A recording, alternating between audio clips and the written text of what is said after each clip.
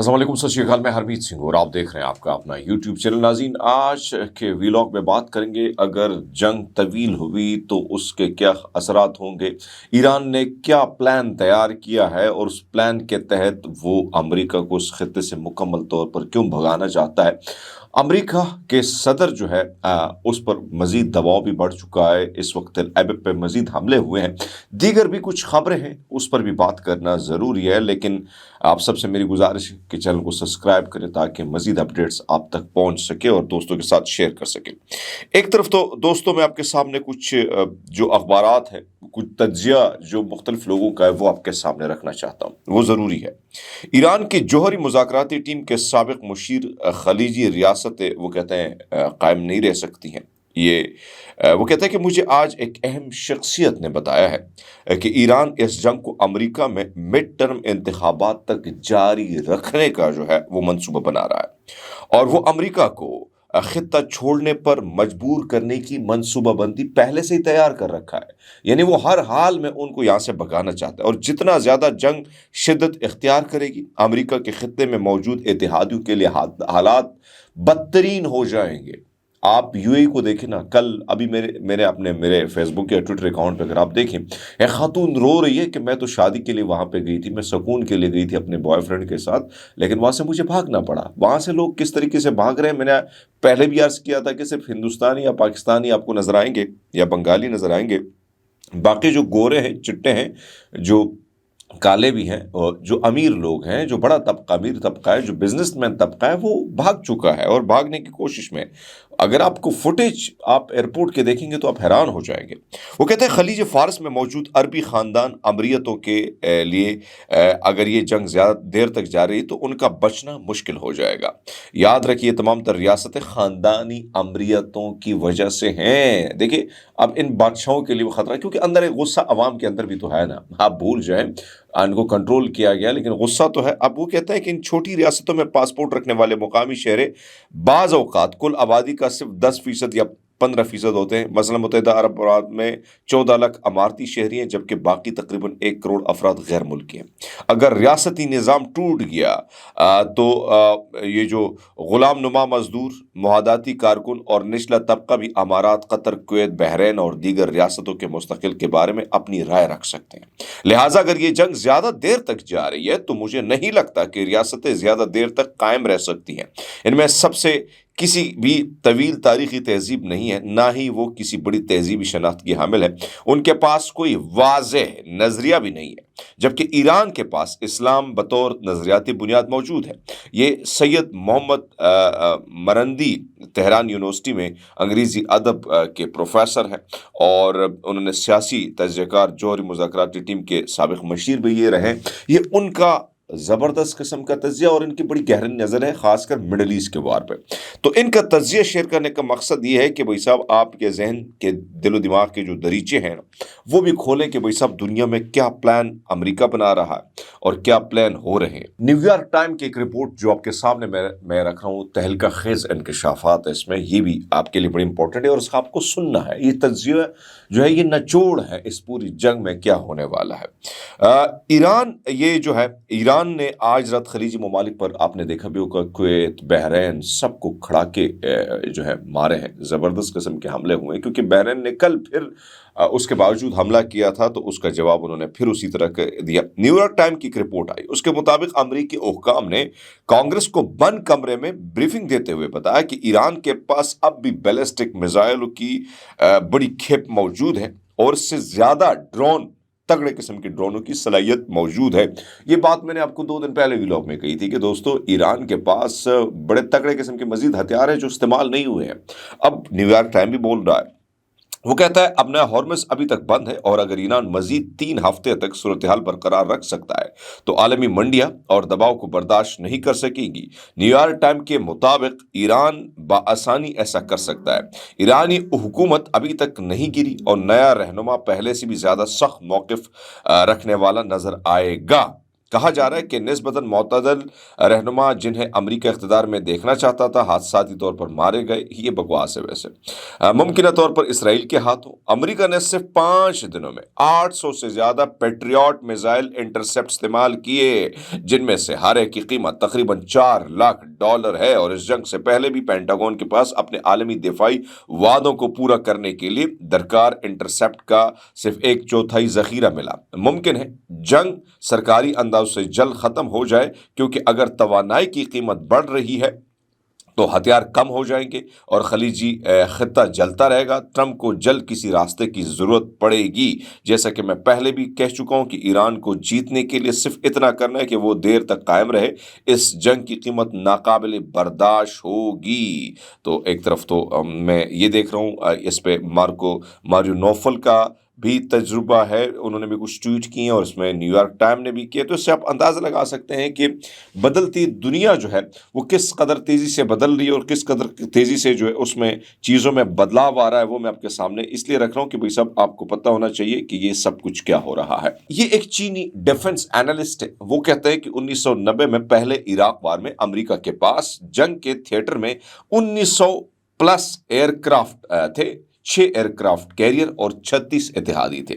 2003 کی دوسری عراق وار میں امریکہ کے پاس 863 ایئر کرافٹ تھے، 5 ایئر کرافٹ کیریئرز تھے اور 16 اتحادی تھے. اب یہ اتحادی جو ہے آپ دیکھیں کہ ان کی تعداد پھر کم ہو رہی ہے. 2026 کے ایران جنگ میں امریکہ کے پاس 300 ایئر کرافٹ ہیں، 2 ایئر کرافٹ کیریئر ہیں اور 1 اتحادی. ان نمبروں سے آپ اندازہ لگا لیں کہ ڈاؤن فال کتنا زیادہ امریکہ کا ہو رہا ہے، یعنی امریکہ کتنا زوال کی طرف جا رہا ہے.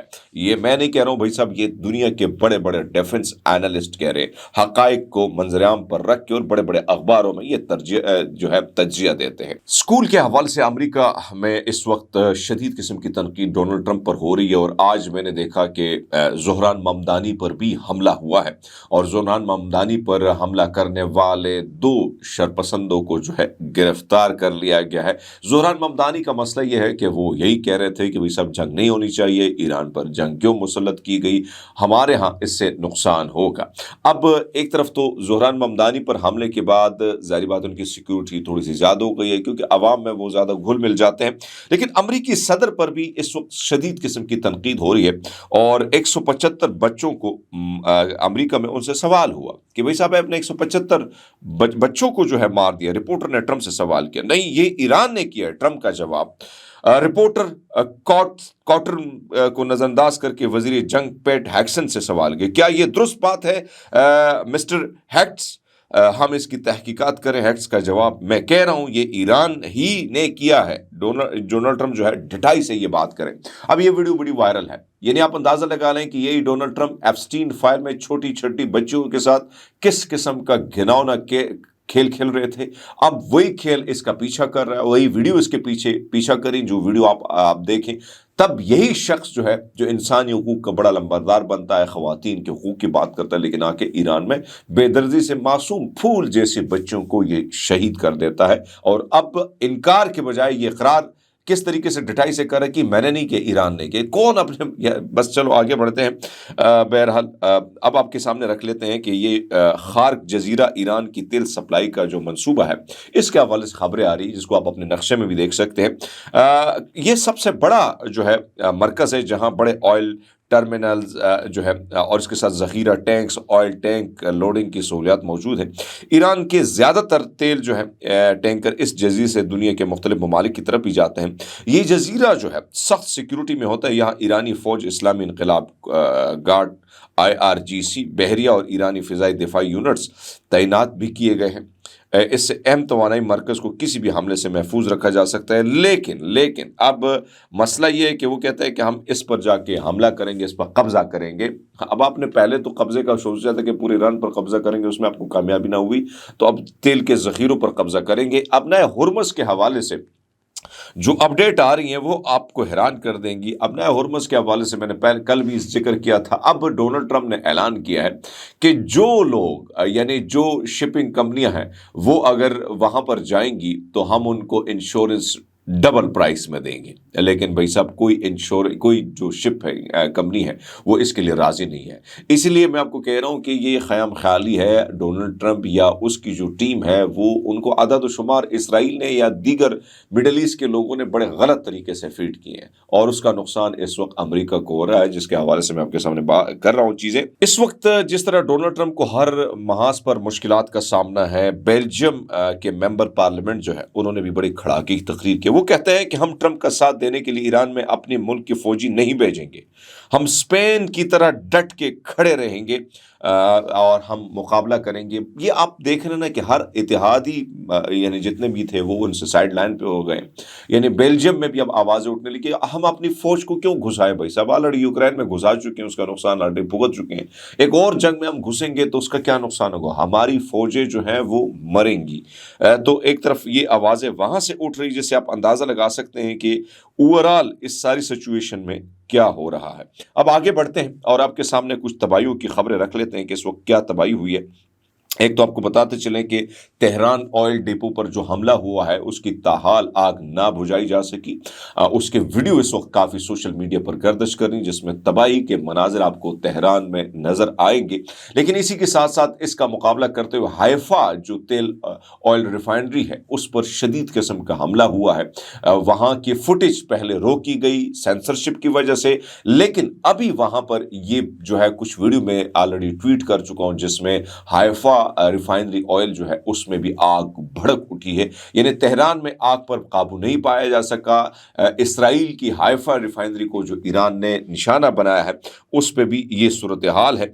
नॉर्वे की दारुल हुकूमत ओस्लो में अमरीकी सिफारतखाने के करीब जोरदार धमाका हुआ है। गैर मुल्की खबर रसा एजेंसी के मुताबिक ओस्लो में अमरीकी सिफारतखाने के करीब धमाके के बाद पुलिस की भारी नफरी जय वकूफ पर पहुंच चुकी है। रिपोर्ट के मुताबिक धमाके में कोई जानी नुकसान नहीं हुआ, धमाके से कुछ गाड़ियों को नुकसान पहुंचा है। तहकीकात जारी है। अमेरिका की जानिब से बहरीनी सरजमीन ईरान के खिलाफ जो है दोबारा एक्टिव हो चुकी है। इसके साथ साथ आपको ये बताते चले कि ईरान की जानिब से इसराइल की सबसे बड़ी हिफा रिफाइनरी जो है उसकी कुछ और वीडियो आ गई हैं तबाही की, जो मैंने जिक्र किया था कि वीडियो नहीं आई है लेकिन वीडियो कुछ आ चुकी हैं, मजीद आ गई हैं मेरे सामने। ये खबर इसलिए है तो मैं दोबारा फिर शामिल कर ली। ईरान ने कल क्लस्टर बम इसराइल पर बरसाए जिसमें तबाही के मनाजिर हर तरफ है और एक इंडियन और साफी की वीडियो जो है वो भी इस वक्त गर्दिश कर रही है, जो कि तबाही के कुछ मनाजिर दिखा रहे हैं। कुछ पे वो कह रहा है कि सैकड़ों गाड़ियां जो है तबाह हो चुकी हैं, कई लोगों को हॉस्पिटल ले जाया जा चुका है। इराक में ईरान की जानिब से फिर से हमला किया गया है जिसमें तबाही के मनाजिर हैं हर तरफ से। और इसके साथ साथ आपको ये बताते चलें कि इस वक्त एक और बड़ी खबर है जो ब्रेकिंग न्यूज़ के तौर पर मैं आपको दे रहा हूँ कि कुवैत में अमरीकी फौजियों की हलाकतें ज़्यादा होती चली जा रही हैं, जिसकी वजह से जो है आपको मुख्तलिफ चीज़ें, खासकर अगर हम दिखाते चले एक और ऑफिसर जो है उसकी डेथ कंफर्म हो चुकी है। ये इस वक्त की ब्रेकिंग न्यूज़ है जिसकी तस्वीर आप अपनी स्क्रीन पर देख सकते हैं, जिसमें आप को देखा जा सकता है कि भाई साहब वहाँ पर भी तबाही के मनाजिर हैं। तो इस वक्त हर तरफ से तबाही के मनाजिर शुरुआत है और कुवैत, बहरीन, दुबई, मुख्तलिफ जगहों पर कल ईरान ने फिर से बम बरसाए हुए हैं। आगे बढ़ते हैं, पाकिस्तान के हवाले से थोड़ी बात करते हैं। थोड़ा सा ये वीडियो मुलाहिजा फरमाएं। हमने 55 रुपए बढ़ाए हैं ना, अगर 110 बढ़ा देते तो आप लोग क्या कर लेते, आप बताएं। वजीर आजम ने ये वीडियो आपने मुलाहिजा फरमाई, ये मोहतरमा जो है जिसके हवाले से हम कहते हैं कि भाई साहब ये इनका कसूर नहीं है भाई साहब, बल्कि ये इनका कसूर है उनका कसूर है जिन्होंने इसको जो है क्या किया है, मुसल्लत किया है। और इसको पता है कि मुझसे अच्छा इसने जिस तरीके से एंकर को जवाब दिया ना कि क्या कर लेंगे आप, इनको पता है कि हम आवाम के वोटों से नहीं आए बल्कि हम स्टैब्लिशमेंट ने हमें इस यहाँ बिठाया हुआ है और हम ये नमूने जो है ना, अब ये खातून जो है इसके हवाले से मैं थोड़ी सी वारदात आपके सामने रख लेता हूँ। इस खातून पर, इसका नाम है शुमाइला राना। अब शुमाइला राना जो है ये चोरी कार्ड का जो इस्तेमाल, क्रेडिट कार्ड था, ये आप अंदाज़ा लगा लें कि पूरी जमात का यही हाल है। लेकिन आप अंदाज़ा लगा सकते हैं कि इसको क्या किया गया।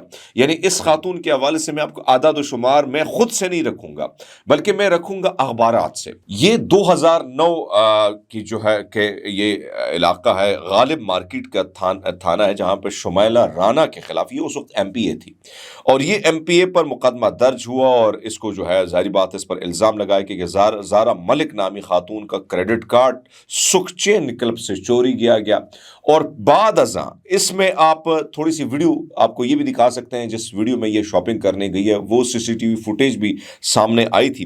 اور بعد میں لبرٹی مارکیٹ، یہ جو فوٹیج آپ دیکھ رہے ہیں یہ لبرٹی مارکیٹ ہے جہاں پر یہ بیٹھی ہے، تقریباً ایک دکان سے 80,000 روپے کے زیورات اور کپڑے خریدے گئے، لیکن جب کیس عدالت میں گیا تو پنجاب پولیس اور استغاثہ الزام کو ثابت کرنے میں ناکام نہیں رہی۔ اس معاملے کو جو ہے آپ اس کے اخبارات کے اسکرین شاٹ دیکھیں گے کہ بھائی صاحب اس میں معاملہ یہ ہوا کہ مسلم لیگ نون کی جو رکن ہے پنجاب اسمبلی شمائلہ رانا، یہ جو کریڈٹ کارڈ سکینڈل تھا نا، اس کے بعد پھر معاملہ یہ ہوا کہ عہدے سے اس کو استعفیٰ دینا پڑا۔ پھر انہوں نے اس کے وزیر اعلیٰ شہباز شریف اس وقت وزیر اعلیٰ تھے، اس نے اسپیکر پنجاب اسمبلی کو جو ہے ان کا استعفیٰ پیش کیا، اور اس کی جو ممبرشپ تھی اس کو بھی ختم کر دیا گیا۔ بعد ازاں ان کے صلح ہو گئی، اور صلح ہونے کے بعد جو ہے محترمہ، اور اس کیس میں خصوصی طور پر شہباز شریف نے شرکت کی اور انکوائری کی، اور پھر آپ کو پتہ ہے کہ جب صلح ہو جاتی ہے تو باہمی رضامندی کے ساتھ معاملات طے ہوئے۔ تو آپ اندازہ لگا لیں کہ کس قسم کے لوگ، کس قسم کے نمونے جو ہیں ہم پر مسلط کیے گئے ہیں، اور مسلط جو ہے ان کے اوقات آپ دیکھیں کہ چوریاں پہلے سے انہوں نے مبینہ طور پر اگر آپ دیکھیں کہاں کہاں کتنے قسم کے پلاٹس بنے ہوئے، لیکن اس کے باوجود اس کی یہ دھمکی، اس کی جو فرعونیت کا جو لب و لہجہ، اسے آپ اندازہ لگا اس کا ماضی کیا تھا۔ کھنگالنے کا مقصد یہ تھا دوستوں کہ کس قسم کے لوگ مسلط ہیں ہم پہ، جو خود چوریوں میں انوالوڈ ہیں، جن کو عوام سے کوئی لینا دینا نہیں، اور ان کو پتہ ہے کہ ہم نے عوام میں جانا نہیں ہے، ظاہری بات ہے وہاں پہ جا کے سلام ٹھوکنا ہے، بوٹ پالش کرنے، اور جا کے پھر ہم پہ مسلط ہو جانے۔ تو بہرحال یہ اس خاتون کے اوقات جو میں نے آپ کے سامنے رکھی، جو آج پاکستانی عوام کو دھمکی دے رہی ہے کہ اگر 110 روپیہ مہنگا کر لیں تو پھر آپ کیا کر لیں گے آپ؟ واقعی ہم کچھ نہیں کر سکتے، ہم کیا کر سکتے ہیں؟ ہمارا تو ووٹ چوری ہو گیا، ہمارے ساتھ ہم پر کیا ظلم نہیں ہوئے، ہمارا پیٹرول مہنگا ہوا، مہنگائی ہر چیز تباہ ہوئی، لیکن ہم کیا کر سکتے ہیں؟ ہم تو بڑے بے بس ہیں، لاچار ہیں، کیونکہ ہمارے ہاتھوں میں پاؤں میں بیڑیاں جو ہیں وہ باندھی گئی ہیں، اور ہم بالکل ایسی تماشائی ہیں، صرف تماشائی ہیں۔ ہم جو ہے ایسی تماشا دیکھنے کے لیے دنیا میں آئے ہیں، ان اشرافیہ کا جو ہم پہ ظلم، بربریت اور ان کی بدماشیاں، ان کے غلام ہم اسی طرح بنتے رہیں گے، اور یہ ہمیں اسی طرح اپنے غلام بناتے ہیں۔ ہم کیا کر سکتے ہیں؟ کچھ نہیں کر سکتے ہم۔